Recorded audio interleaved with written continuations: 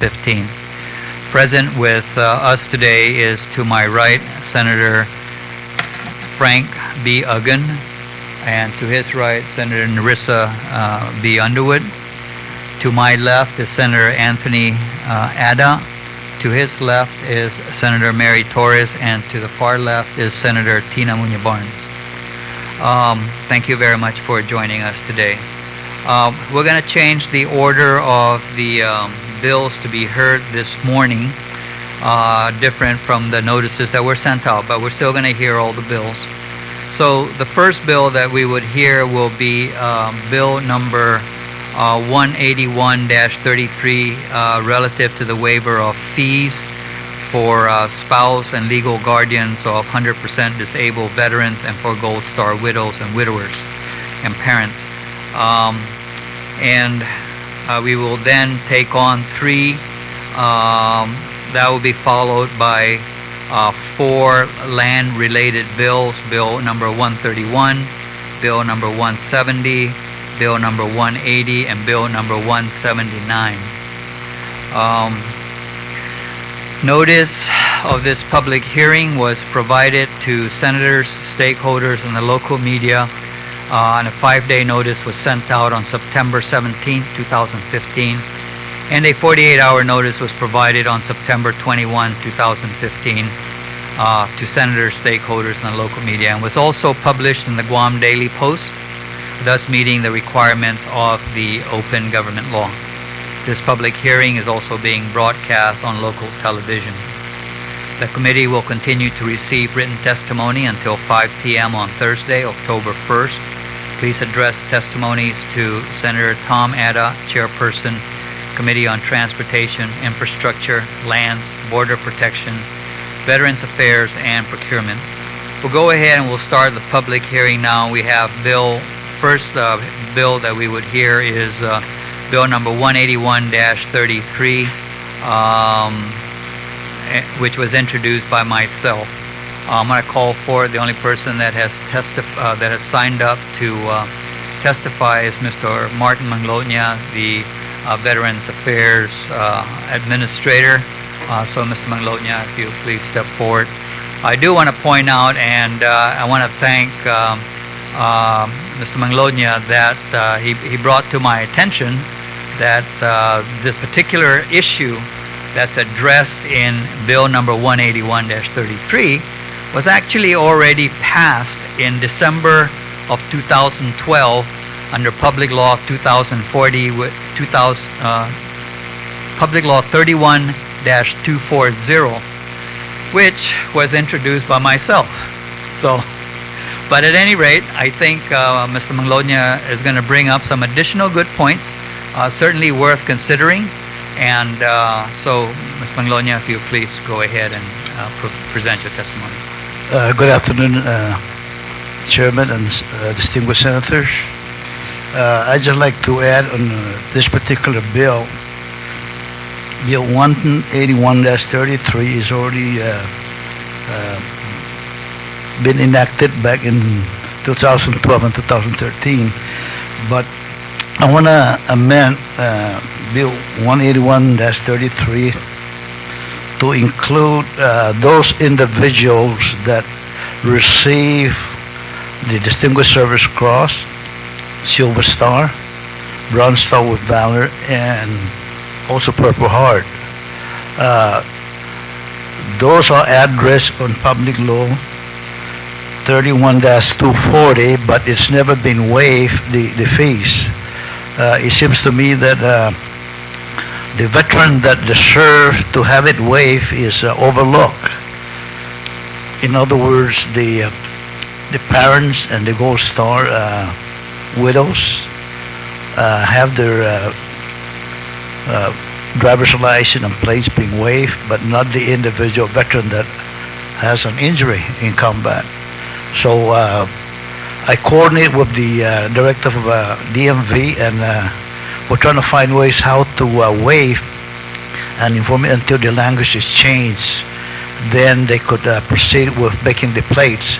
I enclose the copy of the plates of the those four different types of awards, and DMV already has that. It's just a matter of having the language changed to waive the fees. If you don't have the copy of the enclosure, I apologize, Mrs. Underwood. I'll give you a copy, and Senator Barnes, I already distributed to the other senators this morning. So I'll give you a copy of the of my proposed amendment. That's all I have. Finish? Yes, sir. Thank you. All right, thank you very much. So then does anybody have any questions?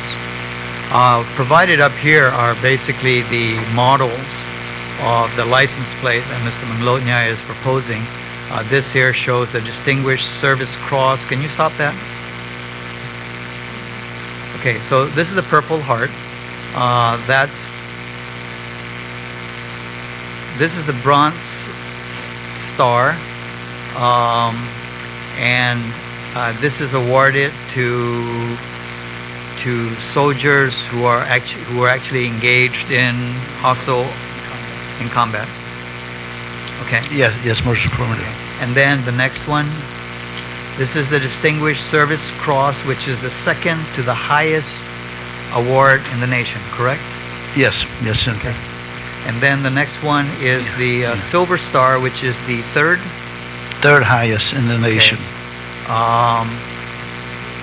And then of course the Purple Heart, which it's given to soldiers who were wounded in combat. In combat. Okay. So those are the four additional. Right now, the other special plates that we have is the plate for the Gold Star widow and Gold Star parents. Could I make a correction there, Senator? The Bronze Star with valor. People are giving Bronze Star during combat, but not as a valor. So there's two different. It has to be with valor. Okay, so this one, Bronze Star would with be Bronze Star with the V device. Right, V device. Okay, fine. All right. We'll certainly take this, and we'll probably scrap 90% of this bill, and we'll see how we can incorporate the what you have recommended. And I think they're good recommendations. Thank you very much. Thank you, Senator. All right. All right. So the public hearing for Bill number 181-33 is deemed completed. We'll move on to the next bill. We're going to go ahead and take up Bill number 131-33, which was introduced by Senator Tony Anna. So if you please give an overview, Senator. Thank you, Mr. Chair. Mr. Chair, Bill 131-33 is an act authorizing the Department of Integrated Services for Individuals with Disabilities to partner with a private educational entity for the purpose of reconstructing the former Department of Vocational Rehabilitation facility and to provide services for individuals with disabilities and job training programs. And what this it'll allow DISIT to accept proposals to rehabilitate the former Department of Vocational Rehabilitation Center that's located right across JFK, and that center was used in the past to provide job trainings for individuals with disabilities.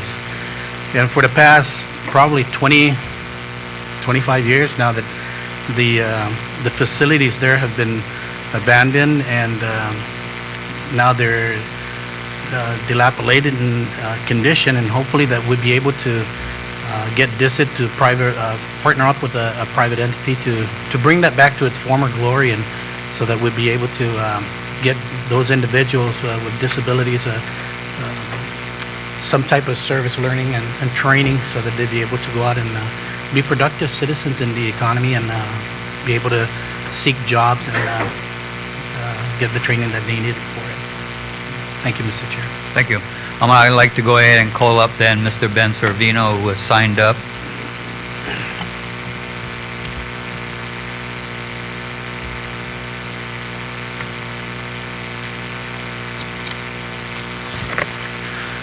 Half a day, Senators.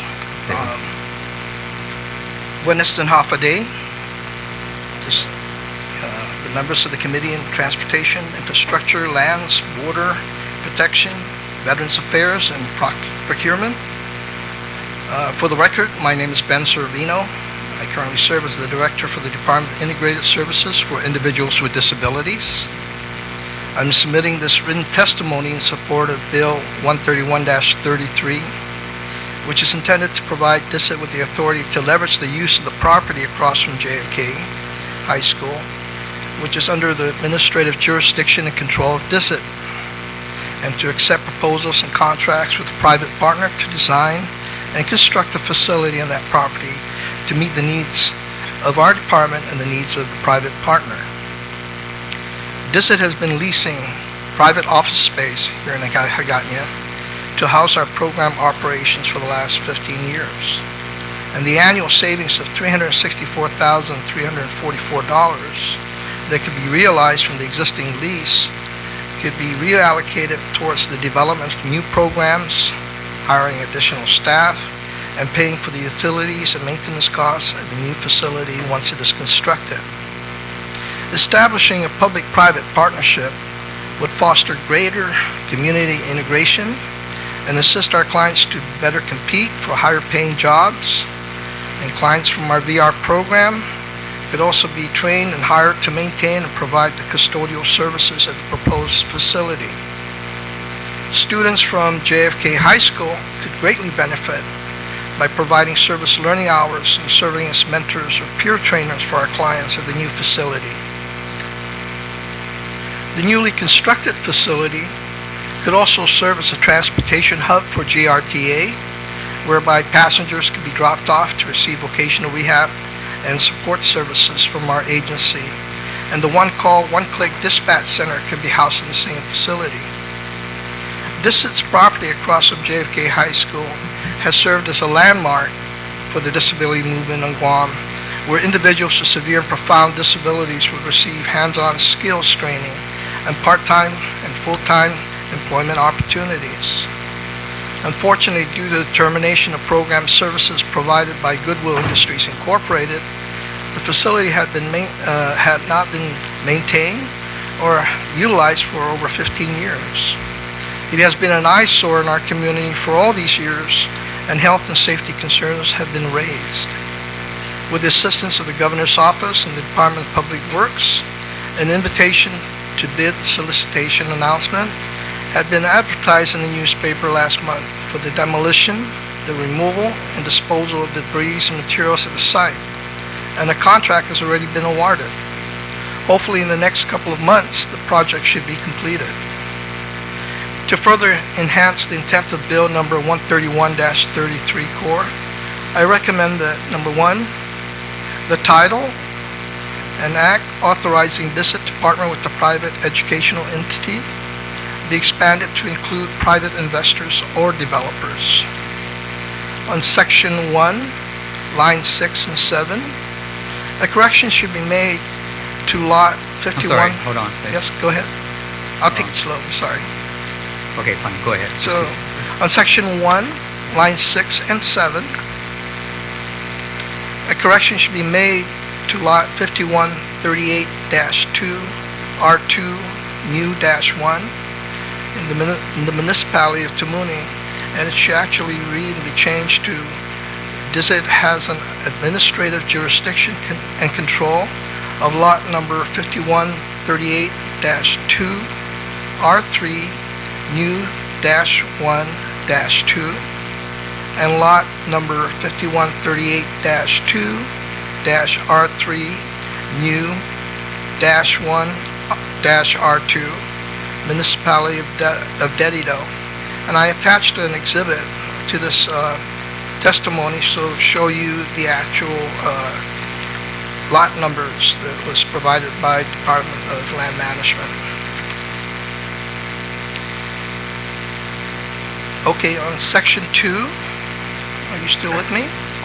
Starting with line 4, throughout the document, the term community partner should be changed to private partner. Number 4, in Section 2 again, lines 6 and 7. And throughout the document, a correction should be made, again, to reference the lots that were numbered on the actual bill and reflect the 2 lots under the municipality of Dededo, which was cited earlier. Item 5, on section 2, line 11 to 15, it should be modified to state the private partner will own a leasehold estate in the property and be allowed to develop the property and maintain the district facility for the duration of the lease. The partner should be a private corporation or association licensed to do business on Guam. And lastly, number 6, we're requesting that GIDA be allowed to serve as the project manager in preparing a request for interest solicitation to identify private partners to develop the property and construct DISIT's facility. Bill number 131-33 Core would help DISIT to achieve this goal and leave a legacy for our people with disabilities by providing an integrated venue to receive the skills, training, and support that is needed to be gainfully employed and to be independent and contributing members of our society. Respectfully, Ben Servino. Thank you very much. I think those amendments that you certainly are proposing are very good amendments, but I'm going to go ahead and open it up first to the sponsor of the bill. Do you have any questions? None? Okay. First of all, do you have an estimated value of the property that we're talking about there? Based on the... but before we do that, okay. Can you bring up the overhead to show basically where the lot is that we're talking about?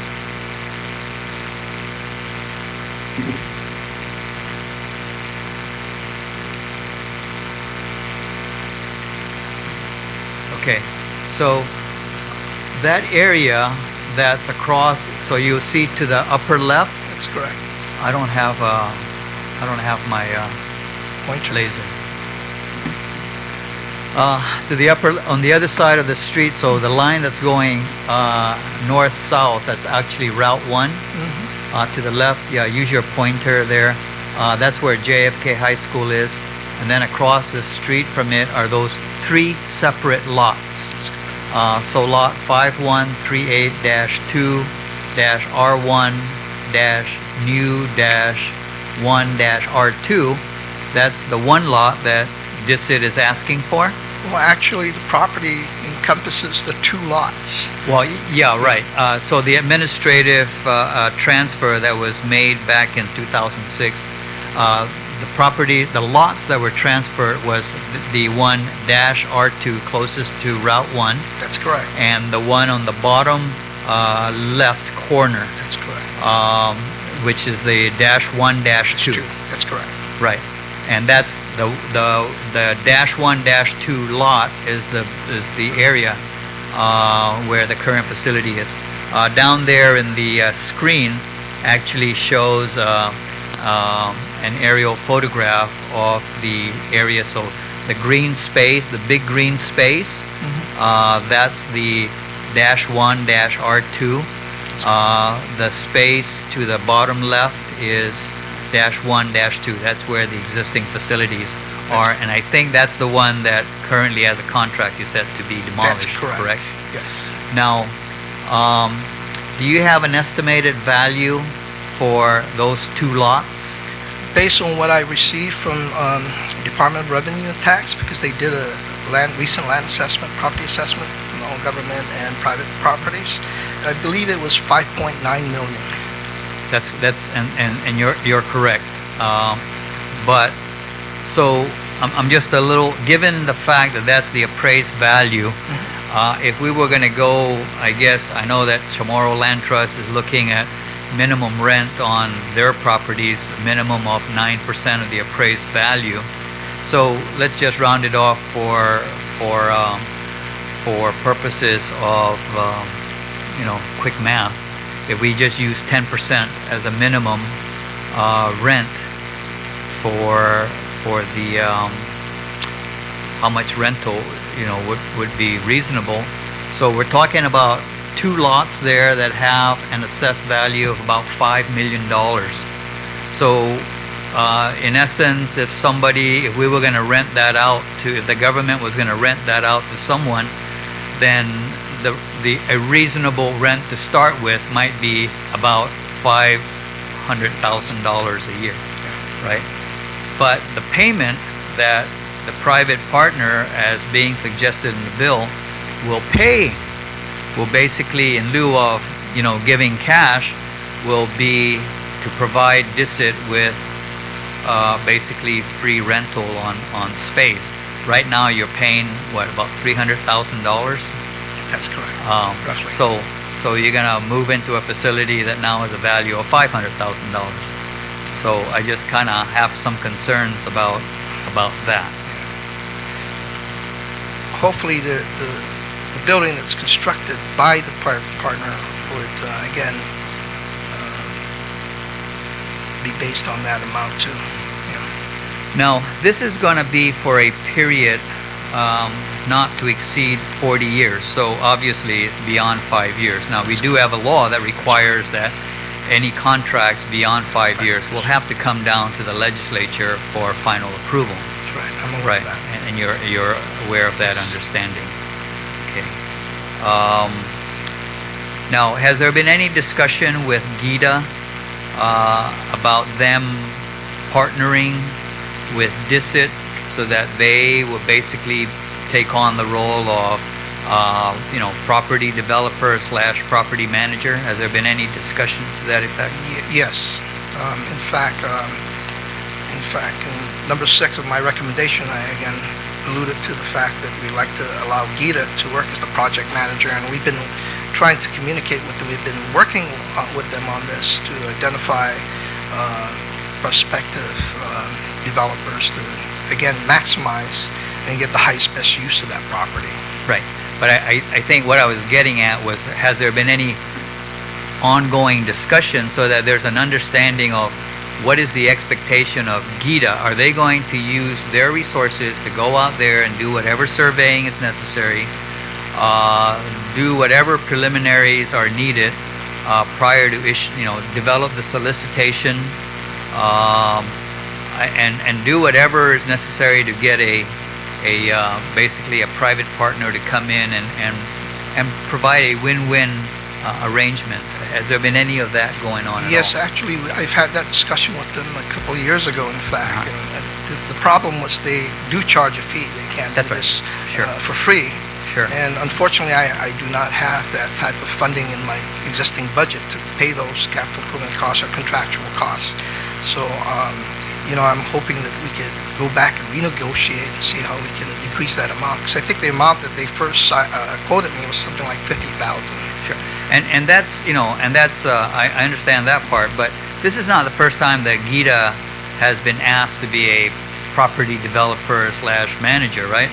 And even Chamorro Land Trust, has gotten into that with the assumption that GIDA has resources to basically get those preliminaries done, and then they get their fees back when the rental starts coming in. And that's the sort of understanding that needs to be really entered into, that basically we know it's going to cost you some money, take it out of your pocket up front, and you'll get reimbursed when you've succeeded in getting a tenant in there. Absolutely. That's the most viable way to do this, and yes, right. I will discuss that with them. Yeah. Okay. All right. Does anybody else have any questions? Senator, I'm sorry.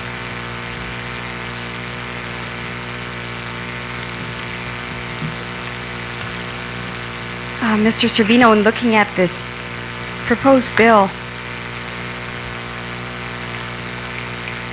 although the intent seems very straightforward, I'm having a difficult time grasping the model that is being proposed here. The first thing that alarms me, first of all, is we have a property in one of the most prime locations of our island, And so, best use comes to mind. What is the best use of that property?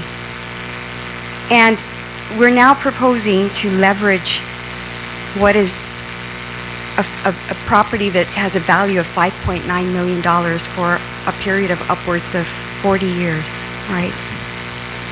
And what I don't understand, and please help me to understand this, because as I look at this, it's just more alarming to me than it is reassuring.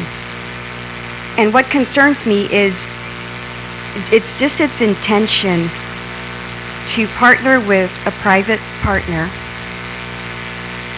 for the construction of a facility that's suitable for both their uses. But then when you go into Section 2, you're talking about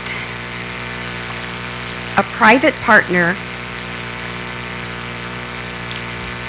is now going to construct a facility at their dime. So they're going to design and construct this facility.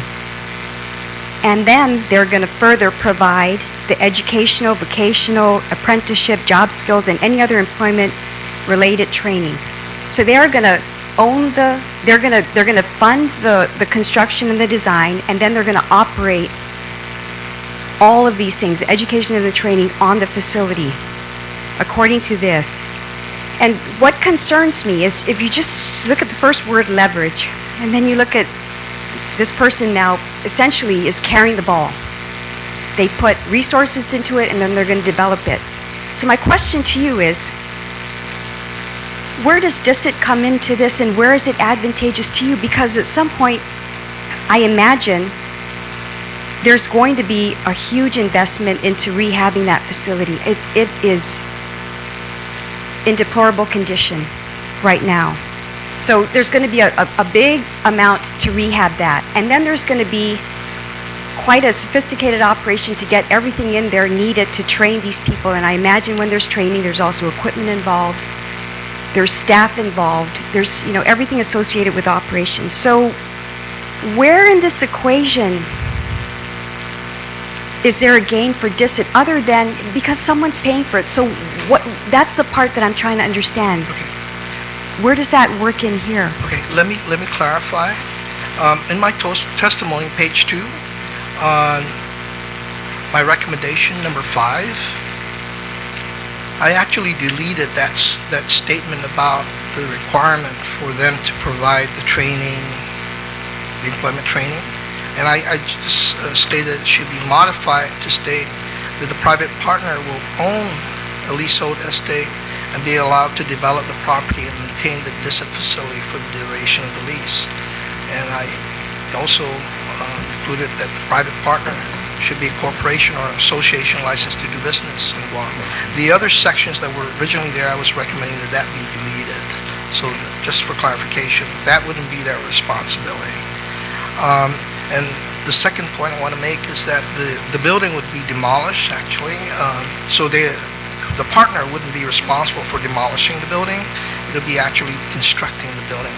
Okay. Because the demolition is actually going to occur possibly starting next week.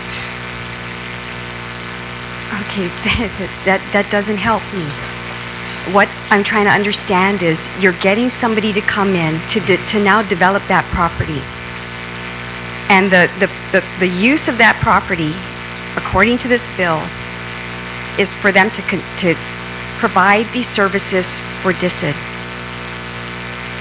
So you're saying that they're not going to now, so they're going to come in there and they're going to build you this fabulous facility that you need. So where does the government come in?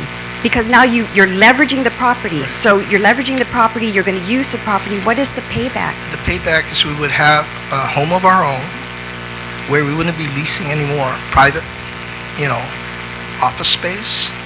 And the lease savings that we get from having a facility constructed by the private partner will be offset. And that money that was saved could be reprogrammed into other new programs that could be developed, training programs that DICIT could develop, and also to incorporate and build our manpower and our capacity to better serve our clientele. What is the payback to